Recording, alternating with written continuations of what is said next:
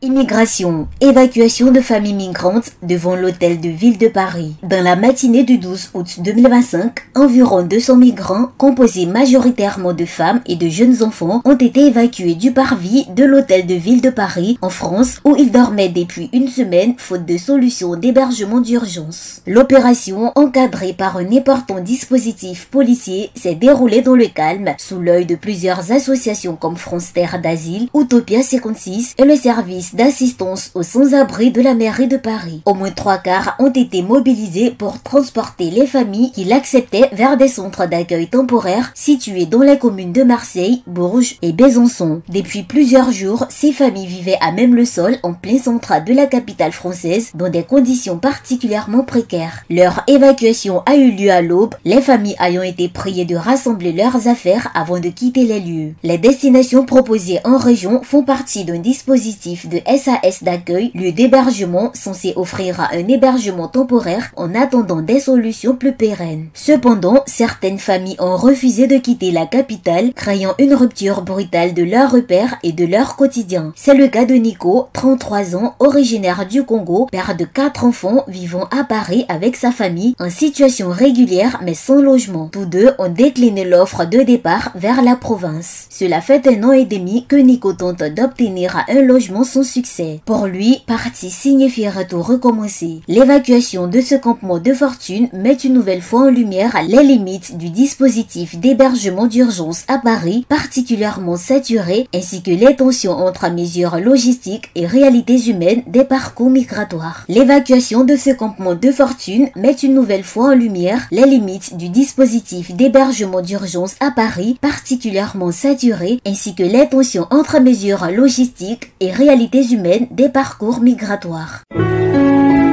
APRA, Agence Presse Radio et Audio.